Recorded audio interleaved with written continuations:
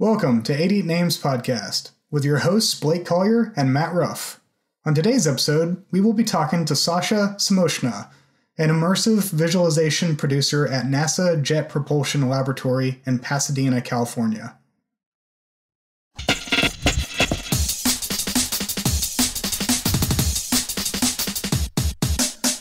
D-Rooted is a proud sponsor of the 88 Names Podcast. D-Rooted, immersive experiences and interactive activations helping brands connect globally. Find case studies and more at drooted.com.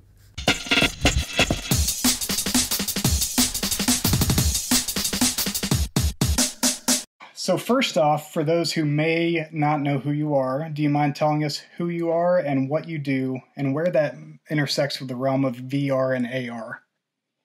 Yes, absolutely. So I work at NASA's Jet Propulsion Laboratory. NASA's Jet Propulsion Laboratory is also known as JPL, if you want to know the cool acronyms, which NASA loves. So I might be referring to things when I talk about work as JPL, so now you know the cool word. And that is a NASA center in Pasadena, California. We are actually a place that predates NASA. So we started trying to shoot things into space before that was a thing for the U.S. government. So we're actually part of Caltech. So we're part of the institute, but then funded by NASA. And I work specifically in a place called the Ops Lab, which is in our planning and execution systems for the Engineering and Science Directorate. And those are a lot of words, but really to unpack it, we make software to help spacecraft do things or to help people that control the spacecraft plan and execute the needs of the science goals and the engineering goals. We do that in several different ways, kind of straightforward with web applications and irregular kind of mobile stuff, depending on what the use case is. But I specifically also work on augmented reality, mainly augmented reality and some virtual reality experiences to help train as well as help execute procedures for astronauts and for engineers and scientists. And so we're kind of thinking about how to use new technologies to make life easier for scientists, engineers, and astronauts, right? So kind of taking out some of the ways that they're used to doing things, shaking them up a little bit, and making their workflow a lot more efficient. So yeah, that's kind of a quick roundup of the work and how XR plays into it. Awesome. Well, thank you for that. So working alongside NASA, is that every bit as glorious as it seems like it would be in the films? Well, it's so funny because when the movie The Martian came out, and I think that's probably one of the only films as of late, even though it's not as, when did that come out? Several years ago. It really had JPL on the forefront featured, and that's due to that being a book that really kind of focused on the engineering of a space mission, right? Yeah.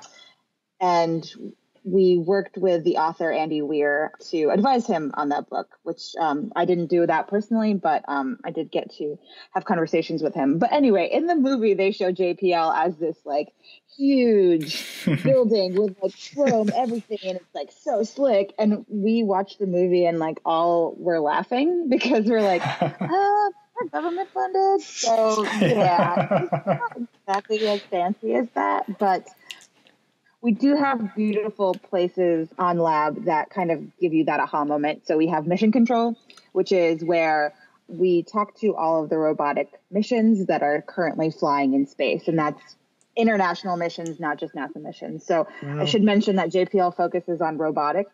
So we focus on robotic missions to space. We don't really do a lot of human space flight work, but we do some of it. And I can get into that, as I mentioned astronauts, which is kind of the fun thing. But before astronauts can do things, people have to go try them. Robots. So before astronauts can go somewhere, astronauts are people.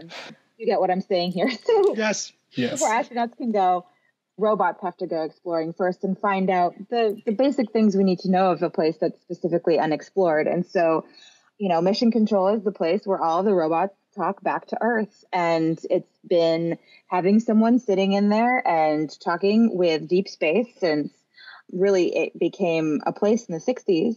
And being there is magical because you can really kind of see the data that are coming down and say, oh my gosh, Voyager is talking to Earth right now. And that is the farthest thing that has been made by humans. That's the furthest away from us ever. You're like, oh, wow, it's beaming back something. Or there we have Juno that's at Jupiter. Or, right now we have a Mars mission that's landing on Mars on February 18th. And currently, it's talking back to Earth to make sure everything's on course for the landing. So that's really the place that makes your heart skip a beat when you're having a day at work that might feel a little bit heavy or hard. You go in there and go to the observation deck and just look at that. And it kind of brings you back to, quite literally, back to Earth. That's awesome. Great. So one of the cooler applications of VR that I've gotten to play with is live telepresence, where you can meet and mingle with people from other parts of the world in a shared virtual space. And I know one of the other applications of that would be to remotely operate or even inhabit machines or robots. And obviously, one hard limit on that is the speed of light. I'm never going to do a virtual book club with people on Mars because the lag time would just be way too great for that. But I could probably do one with people on the moon. And I'm wondering, are there other space-based applications for that? Like you talk about sending robots into space. Is there a way you could do a link where people in orbit could be controlling a robot lander and like by teleoperating it, by actually embodying it or being embodied by it? The one thing that's a bit tricky about that is, all of the operations for spacecraft are planned way in advance. So I think when you think about, a lot of times people are like, oh, there's a rover on Mars. So even I pictured this at one point, specifically when I was younger too, like someone with a joystick sitting being like, I am driving the rover. But in fact, all of that tactical planning takes a lot of time. So you kind of have to premeditate all of the moves. And then mostly you're reacting to things, hopefully going right or going wrong sometimes. Yeah. The live feed idea is awesome. It's something that has been researched, and I've even gone to conferences where we're brainstorming and creating white papers on how to incorporate virtual reality into both a communication tool and just generally a tool for human spaceflight outside of just training, right? And one of the things that I think would be wonderful and something that I hope will be done specifically as we're talking about missions to Mars that will include people is VR being used more as a way to communicate, but also a way to escape or be in a different surrounding, be in your home while you're taking a long space flight. Mars is about 6 months away. That's how long it takes to get there. So real time becomes a different thing, right? Because it's not exactly the signal is not gonna come back in real time. It's traveling back and forth at a different speed. There haven't been really any experiments that I know, and whoever's listening to this can prove me wrong, and I would love to have this conversation about real-time exchanges in VR from space, maybe from satellite. That's been done, but yeah, I think that's a great idea. It would be amazing to have people on the moon real-time-ish communicating with Earth. I mean, that's like what, 1.3 seconds or so. So, I mean, it's still a lag, but it's workable. Yeah, exactly. So, I mean, I guess I don't know the answer to that because I haven't explored that world, but I mean, I would love to get a mission that would approve an experiment like this. I think actually I do have an example of something I'm currently working on with the International Space Station. And this is where the Human Spaceflight Fund comes into play. I'm a project lead on a project called Protospace. And that is an augmented reality application that allows you to view CAD models at full scale. So we have mechanical engineers mainly using that tool. Mechanical engineers are really used to, doing things in 2D with CAD or computer-aided design in their software. And so what we've created is a way to quickly load that model into a HoloLens. We're mainly working with HoloLens due to, the fact that you can see the world around you, so you can collaborate with people and view a model in full scale. And we do work with a tool that's within Protospace called Picard. Yes, I did make that acronym. It stands for, it's the only one I've made up, and I think that it's some of my finest work. It stands for Procedure, Instructions, and Collaborative Assistance for Remote Direction. Mic drop. I'm a TNG fan through and through, and I was like, I have to name something. So that is actually will be used this year to communicate with some astronauts on the International Space Station performing some procedures. So we did experiments with this years and years ago with Scott Kelly, who spent a year in space.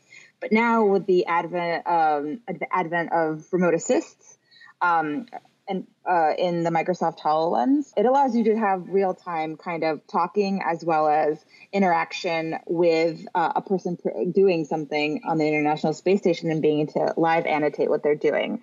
So I think that will actually be the closest thing to sort of what you inquired about. And these kinds of things take so much care and so much time to approve because they want to make sure this is something that's worthwhile and will, create a better, more efficient solution than just talking to someone over, their comms system or communication system.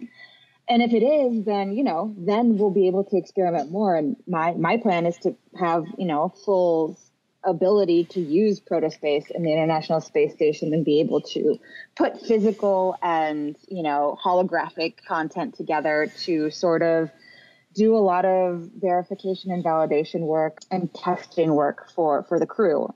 And hopefully that'll be beneficial and a tool that'll save them some time and headache.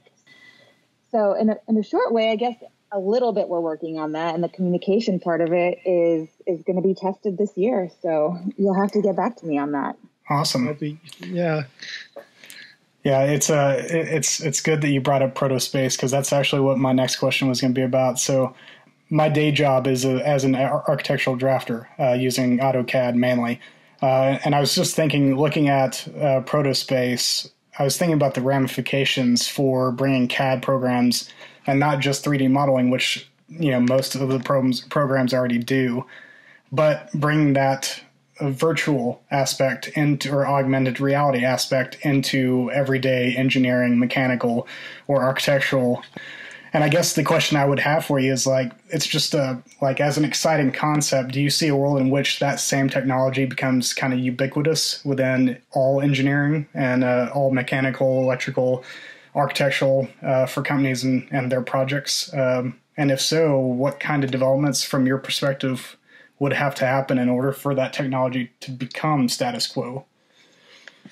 Right. Well, I mean, I think, industry have several tools that do similar things. I know that the automotive industry are using a lot of these tools. I know that actually programs and companies, include these tools in their systems. Something that a software that already creates CAD. It's easier for them to sort of take something and say, hey, let's create an augmented reality plug into this that works well with our actual software. I do think we're getting to a place where this is more used, especially for people working in factories and things like that. I think it was really telling when the HoloLens stopped being a consumer product and really focused on, larger scaled companies and, less for individual use because they're seeing it as something that will be used in factories and things like that to help do quality assurance, et cetera. Yeah. So on that scale, it's happening. Where Protospace comes in is that we're really specializing in the spacecraft part, which no tools really do. And that's not to say other programs couldn't visualize CAD in the way that we do, but we created, for instance, our own decimation pipeline for the product. So instead of using an already existing pipeline, because at the time we started building this, it didn't exist. Yeah. We made one from scratch because, that's what you have to do. And so we really get to make these tools that are really retrofitted to the need of spacecraft design. And that's what I'd like to see. I think the biggest challenge with pushing a project like this and making sure that people believe in it is having that reaction from the engineer being like, oh my gosh, this is awesome. I can see the thing I've been staring at in 2D. And it is, a lot of the times the reaction is like, wow, it's so big, or wow, it's so small. It's just these really simple sort of reactions that you're like, yeah, they actually have no idea what the scale is comparatively to like putting it in the real world. Or, hey, I can actually put my tool here and see if it'll match up. Or I remember actually in a design session with the Perseverance rover that's on its way to Mars, one of the engineers was like, you know what? I can't put my hand back here to sit it back here to actually do this one thing I'll need to do when we're putting this together. So we have to make this a little bit bigger. And so getting enough of those reactions, right? Getting enough of those reactions and sort of use cases and showing that we have a return on investment being like, this saves time, this saves cost. At a place like NASA is a little bit more difficult just because, people have their schedule. This is a new way to do things, and people really need to incorporate it into their already existing sort of schedule. So that's where I come in and show that return on investment exists, through, first of all, working with missions that have seen cost drops, as well as getting things like changed, because you're seeing this in full scale on a very early side where that change would cost a lot more in the future. And so, slowly but surely we're building this customer base, and, the product's almost 5 years old. So we've been around for a while, but I think we're just getting to a place where it is augmented reality. It works along with the web. So we're trying to make it more accessible to people that are like, oh no, don't put me in glasses of any sort. I really dislike this, which is fair. It's not for everybody. And some people, don't feel well when they're in AR or VR, as I'm sure you've experienced. Yeah. Like, get me out of here. So my point being, I've seen, this product also, I want to make sure to see if other places that work on spacecraft will use it. And we partnered actually with the Applied Physics Lab, who also use Protospace and are great proponents of it and just wonderful collaborators. And we also work with NASA Glenn, a different center. So really it's building those use cases and kind of building the word of mouth and getting enough of those yes moments to really make this a pinnacle of at least spacecraft design at a place like NASA. I think in other industries, as I'd mentioned, it is sort of becoming par for the course because, I think maybe it's easier if it's a newer company or, having time to test out technologies on something like a car. It's a lot different when you're building a spacecraft and, you only have so much time and so much budget. So yeah, it's definitely a challenge, but it's something that I enjoy. And it's, if you talk to anyone at JPL that uses Protospace, you will know that I am very sort of, I don't give up easily, and I wouldn't have someone try to use the product if I didn't believe in it and think that they're actually going to have a better experience. A lot of the time, I feel like the reaction can also be like, oh, it's just whiz bang, right? It's like, ooh la la, we're seeing holograms, but it's not just whiz bang because it's actually a very useful technology. And I think backing that up with a more academic sense, we've published 2 papers on actual results of training and having people do procedures using AR. I think AR and VR being this Wild West, I do still feel that's sort of true. There's a lot of room for growth, and there's a lot of need for more kind of data to back up the usefulness of it. And so I'm sort of on that train.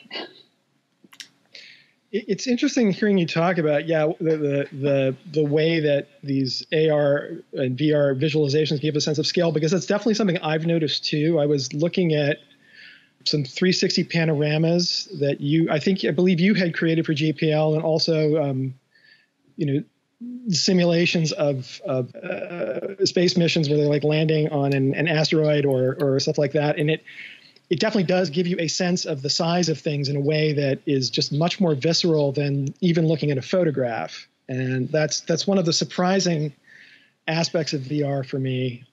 I wanted to ask, when you were talking about Protospace on the ISS, you had done that experiment with astronaut Kelly, and one of the things I was wondering about, and if you know the answer to this, is what is the effect of microgravity on the experience of VR? Because one of the tricky things about it is there's often a disconnect between, what my eyes are telling me when I'm using VR and what my body is telling me. Like my eyes, I'm flying through the air at 1,000 miles an hour, and then my body's saying, no, you're not. And that's where you can tend to get motion sick and stuff like that. And does being in zero G or microgravity, just floating, does it change that experience or just? So that's a great question.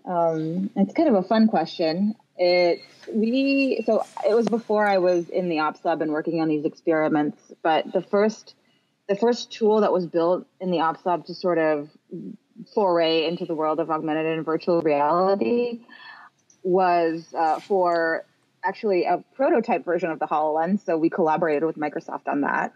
And I say we as in I wasn't there, but the folks that were. And so they were able to create an application where you could virtually be on Mars. You could, explore basically with data streaming down from Mars Curiosity, which is currently on Mars. And so it was like this real-time kind of Mars pipeline that then you could look at non-co-located with people. So I could be in Paris, you could be in Santa Fe, and we could look at the same place on Mars.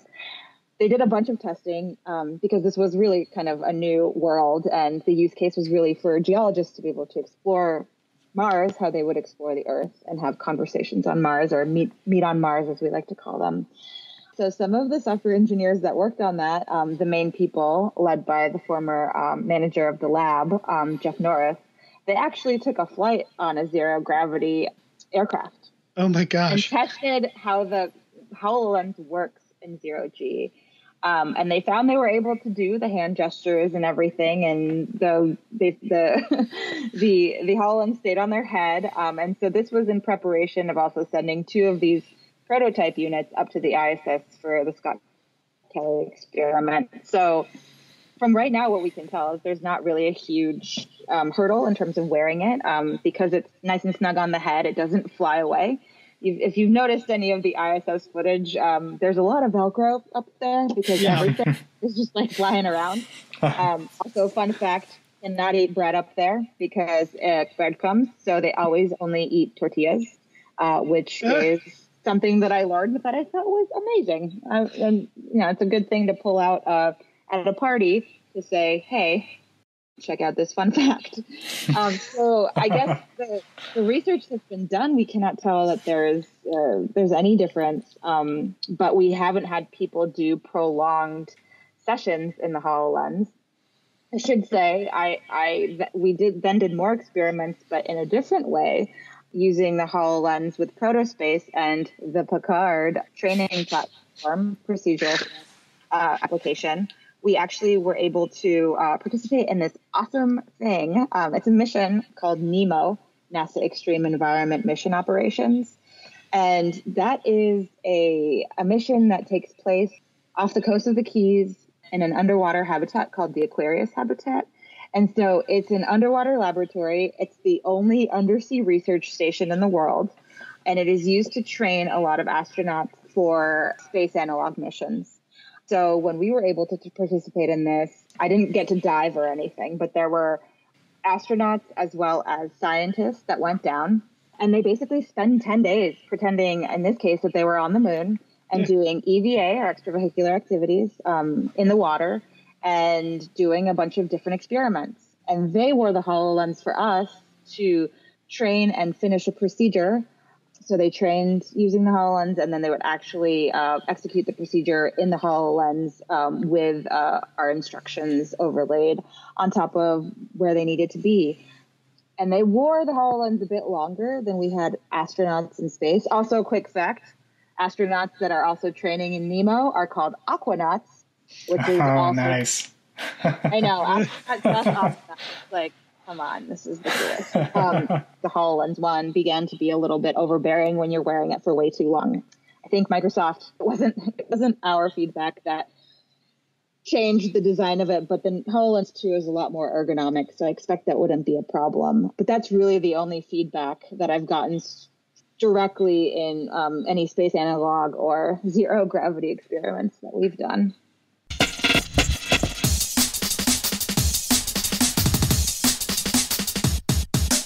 From business needs to social events, an increasing amount of connection is happening online in immersive virtual spaces. Navigating these unfamiliar platforms and technologies can seem daunting. Locuseum is here to help. Locuseum understands, guides, and informs your project so you can spend time connecting with your community and teams. Unlock more possibilities for connection through virtual events with Locuseum. Visit locuseum.com to learn more.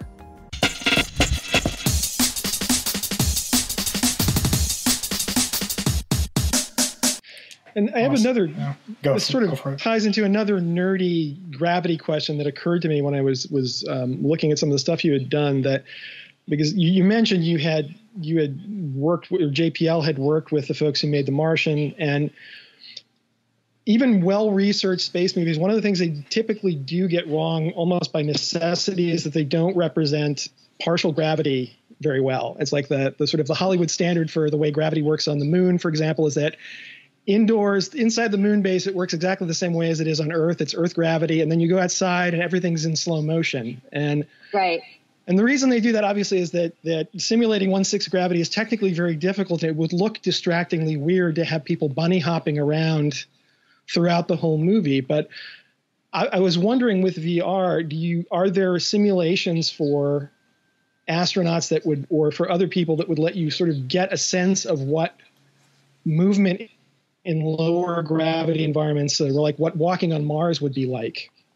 Or is that something that might be planned? I know that they typically train underwater for what it's like to do spacewalks, but I'm wondering if, or use the Vomit Comet for certain things, but I'm wondering if VR can simulate that as well. I was so classy there and didn't call it the Vomit Comet, but I love that we did. So people are like, "Oh, gross!" It's like, yeah, that's a nickname, not the best one. But there's a reason that it's called that. So I would say, the fun thing about The Martian is when Andy Weir came and talked at JPL, everyone was just chomping at the bit to be like, well, there would be no dust storm like that on Mars, so that The Martian wouldn't even that's the big plot point that doesn't make any sense. Before anyone even had the chance, he was like, I'm a writer. So everyone needs to just calm down for a second, which I thought was awesome. I mean, it made me laugh. I was like, just, get some, let him have some creative, actual, just imagination. It doesn't all have to be perfect. It makes the book possible. But in terms of stimulating, they did this wonderful, wonderful VR experience at Johnson Space Center, which is amazing. That's also where they have the Neutral Buoyancy Lab, where they train people to do things underwater and train for missions with Nemo, for instance. They have an awesome team. They do focus on a lot of virtual reality training. So they like the idea of someone being, completely immersed, and it's a lot of individual, or, they do tag team training with other people in full VR. I did a module with a poor person that had to endure my insanity. I always, when I test VR, I always try to go to the edge of something, or, just push the boundaries of the technology to see how well it's done, because, that's how you test things. That's how you make sure they're ironclad. So the module was actually a moonwalk with another person that did simulate gravity on the moon, where you were kind of bouncing around. And when you climbed up or did something, you actually felt that weightlessness aspect. And it was so orienting. There was also a rover that you were supposed to get in and have your partner get in as well. And you had these things you needed to complete. And driving that thing around was so crazy. I actually was the most insane driver, and the person that was doing it with me got thrown out of the rover. And, oh God! So far away. Basically, they were like, "It's a good thing you're not an astronaut." And I was like, "Did I fail? I think I just failed." But that was, it really, having no experience in training to be an astronaut, it felt so realistic to great. sort of simulate that really, as if I was there, and to do that with another person was also really interesting, because you're seeing them sort of flying around. And it really did give you that feeling, as far as I can tell. Like, so I think in terms of my experience, that was probably the best version of that, and of what you had asked. And it's something that's actually going to be used to train people. So the real astronauts will do much better than I did. Let's hope. I just want the home version. Yeah, exactly. So you have another project that is called Reach Across the Stars, which is an AR app that educates people on the achievements of women in various STEM occupations. Can you tell us a little bit about how that idea came to fruition and why you find such projects to be of great importance? Yes, absolutely. Reach Across the Stars is a wonderful app that came to this world from Dr. Kim Arcand, who works at Chandra's X-ray Center. And her and I met. She actually was touring JPL a few years back, and someone said, "Hey, Sasha gives a great tour. She's awesome. You should." So they asked me to show her some cool things like our Mars yard and our spacecraft operations facility and our assembly facility where they build our spacecraft. So I took her around, and we really found that we had a lot in common. So she's the principal investigator for the application. It's an amazing effort. It was supported by the Smithsonian American Women's History Initiative. Wow. And it's a specific call that they had called Because of Her Story. So it's one of like a larger, it's an undertaking of trying to tell compelling stories about, female identifying people around the world, specifically with STEM. And so Kim had worked with Kristen Devona, who did all of the design for the site and the look and feel. And Mandy Mandelstein is creative technologist who worked on building the AR application. And, without them, this wouldn't be possible. So I want to make sure to give credit where credit is due. We had a bunch so it's built all by women or female identifying people. And really, as I do a lot of outreach, and Kim as well, we go around and you really want to show specifically the younger generations of what, NASA could look like. And so this idea came to us because we, first of all, wanted to tell the stories of women that you might not see in your history books, discover some of the work that's done in the past and the work that led to today. So you really have this breadth of different explorers, of different scientists and engineers. And you're able to also kind of have an experience where in the beginning, some of them have AR modules. And so not every single person does, but we have, several. One was where you can walk on Mars. One, you can look at the Perseverance rover. And you can have the expert that really brings that story to fruition talk to you one-on-one. So we created these little chat features where it's almost like you're on a FaceTime call with one of these women asking questions, and there are a few questions you can ask. It'd be awesome if we could use, machine learning and AI to make that an actually more interactive piece of the app. But for now, for the resources that we had, we created, I think, something, that hopefully resonates with the younger generation. As I said, I'm a true believer in, if you see someone in a position when you're younger and say, hey, I can do that because she's doing that, I think that's a win. So I think this is an app. Hopefully we'll continue to add more experiences to it and more stories. And yeah, the idea is just to bring awareness to the really awesome things that female identifying people do in this world, and to kind of inspire the next generation. And it was just fun to work on something that was more of a story, to also have an interactive aspect of being able to take a selfie and say, like, I'll be a future, biologist, or I'll be a future engineer, and just seeing those words written with your image, I think hopefully will inspire people. And, there's a lot more work to be done in this world on that, and inspiring a lot of people to participate in STEM. But, I think of a younger version of myself. I'm actually not trained in science or engineering. I went to art school. And so if little me had seen grown up me, or some of the awesome people that I work with say, hey, you can actually follow art and make that a career in science through technology. And, the fact that you like video games is actually cool because that's going to be kind of what you do in the future. I would be like, what? No way. But to have someone say that to you at an early age would be helpful. And like to just say these careers exist. It's not crazy. It takes a lot of work and you have to, you do have to apply yourself and you have to want it, but it's in your reach. And so hopefully mixing new technologies like AR with something as easier to digest like an app, where you don't have to have any kind of goggles and you don't have to have, extra things that cost money. Hopefully the idea is people can use this in their curriculums as well, or, after school programs. And that's basically the idea. Cool. So, for you personally, what parts of VR, AR technology, or the programming behind it do you find to be problematic, if any? Is there any actual or potential use of the technology that you are concerned about on an ethical, social, or practical level?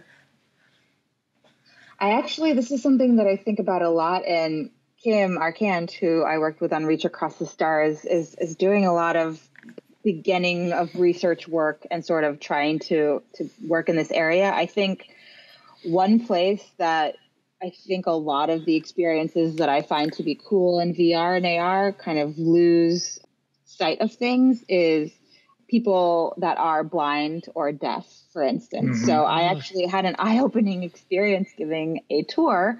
We went into the ops lab and I was like, okay. And this woman couldn't hear. She was deaf and she let me know that. And she was awesome. And she was just like, just so you know. So I put her into AR and showed her Mars and showed her Protospace. And she was like, this is awesome. But what if I couldn't see? How would I experience this? And I was like, oh yeah, oh, wow.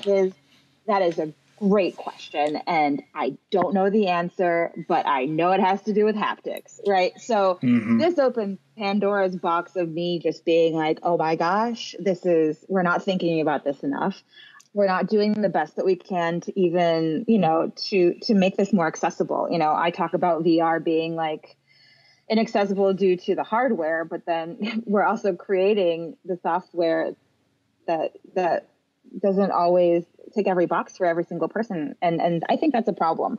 So that's kind of the question that I put out there for people is like, how do you make AR if you can't see, hear, or both? Mm-hmm. And I think, so Kim is doing a lot of research in haptics and putting out some experiments with that specifically. I'm sure there are organizations out there that are deep diving into some of this work. I guess I should do a little bit more research and find out more about that. And if someone hears this and knows more, again, please reach out to me. I'm fascinated and want to help with this because I do see that as one thing that is lacking. And if there's like a paper or a thesis someone wrote, please send it my way. I think we really need to sort of, as technologists and as people connected in the industry, think about this stuff. Maybe Matt, you have a solution. You write sci-fi. What do you think? I don't know. I'd have to think about that. I mean, the closest I came in the novel was just talking about, one of my characters is basically almost full paralyzed and is basically uses VR as a way of having a sort of normal life, being able to enter virtual environments and move around. But I have to say that did not occur to me how you would apply VR to someone who couldn't see or particularly someone who was both blind and deaf. That would be a real challenge. I'm sure there's a way to do it. And you're right, haptics would obviously be the way to go. But I don't know. Go ahead. It's a tough one, isn't it? I mean, I think it's exciting because it's a problem that can be solved, and that's what makes me super excited. Is because it's something that we can fix somehow, right? We can be more aware, and we can come up with something.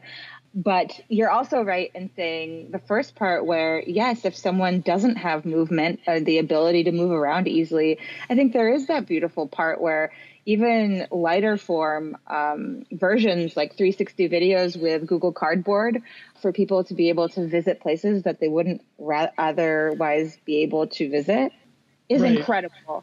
And that's almost like it wasn't an intentionality. I shouldn't speak to this, I don't know if this was an intentionality or not of even the first ideas of virtual reality. That wasn't really something that people thought through, but I think it's a wonderful, I wouldn't say oops, but a wonderful positive to the technology, where even with the 360s that I created for JPL several years ago, we found that they were being used by people to, for instance, for elderly people that aren't able to go visit their homes anymore, or to be able to, like stroll the streets of Venice. They were able to do that just, with Google Cardboard. And then a lot of these people from the Apollo era, they wanted to go to space. And it was wonderful to see some videos of these people that dreamed of being astronauts flying around next to the Cassini spacecraft or the Juno spacecraft in space, and being able to see Jupiter really up close for the first time. And I just didn't even realize that that sort of technology would be used in that way, and it's very touching. Mm-hmm. I mean, for me, the non-VR version of this has been using Google Earth to visit parts of the world that I couldn't go to even if I wanted to, like North Korea, for example, or Iraq during the war. It's like I can write about places and feel at least somewhat like I know what they look like in a way that would not have been possible when I was younger, just because even the non-VR technology allows you this amazing access to all parts of the world, and now to all other parts of the solar system. So yeah, it's a really neat use of the technology. And this brings me to our final question, which is, on the flip side of what aspects of VR and AR are you most excited about going forward? And do you in particular have any short or long-term dream projects that you would like to work on if you got the funding for them? Ooh, that's such a tough question. It's a good one again. So I'm going to sort of repeat my answer a little bit, because this is something that I really hope for is for VR to become, I know it's already becoming more accessible and cheaper for people to have, but I'd like to see it be used more strongly as an educational tool, and something that's more able to be used within a classroom and around the world more easily. I just think that there's, as you said, visiting places that you'd never be able to go. I think there's such a rich educational bedrock of what VR does that can really kind of open the minds and dreams of a lot of kids out there. So specifically those that, aren't able to travel anywhere or to see certain things. I'm a really visual learner. So a lot of the ways that I'm even experiencing things these days, I'm like, oh my gosh, now it makes sense. Great. You'd think I'd learn that after showing engineers an application where they're like, wow, it's so big, but sometimes it's easier to notice things rather than notice things about yourself. So I really think that's the route I want to go, with apps like Reach Across the Stars. That's exactly kind of the point, and the passion of mine behind that, to spread, education and sort of, having more people dreaming of what they want to do and being able to visualize places. I think it's really important. In terms of dream project, let's think. I mean, that's a very hard one. Geez, you really got me on the spot with that one. Let me give it a thought. I didn't get these questions beforehand. So That's true. Really trying to trick me. I'm currently, I do think I'm fulfilling one dream right now. I'm just beginning to, on my own, sort of mess around with 3D reconstruction and things like that. I'd really like to work with more astronauts, I think. I know I'm already sort of doing that, but I'm on a more direct level. And I think truly an application that would hit the spot, and I don't know exactly how yet, but I'm a huge proponent of art and science being, not mutually exclusive, and you need one to have the other. Mm-hmm. It would be very amazing to do some sort of project that was, first of all, I'm thinking probably something on augmented reality, or maybe some sort of installation that could be something that everyone could participate in somehow, and create like a real-time sort of data map of what's happening. So somehow, I don't know what the concept would be, but using art and science in some way to sort of have a globally available AR project with, anyone could access and create some sort of asset for it. almost like it would be cool to build a world with people. That would be neat. But also, I'm thinking if you open everything up to everyone, you have to make sure you're not creating a monster. But I think with the right concept, it could be, Sorry, I'm just Twitter, of course, immediately. Yeah, exactly. Pops to mind. Yeah. I know. I was like, oh gosh. And then the negative side of it. But maybe not everyone in the world, but leave it on the happy side though. Yeah. Yeah. Yeah. But, and it's also like, I think building skills that, I work in augmented reality. I am by no way a developer, a Unity developer. I tinker around in Unity. I work with people that are brilliant, that have PhDs in spatial computing. So any kind of time that I get to get my hands dirty and actually work on the software in any way makes me remember that a lot of people just need that open door to also do that. So let's pretend that there is no bad in the world and that everyone participated, not make something inappropriate. Amen. Sure. Just let me have my optimism. There Absolutely. you go. Well, thank you so much. Thank you for that. Yes, thank you very much for talking with us. Thank you so much. This has been so fun. I can't believe it's that was the last question. Yeah. So sad.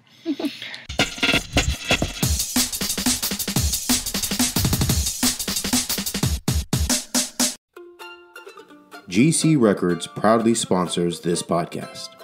To stream or download over 20 years of music, head to gcrecords.bandcamp.com.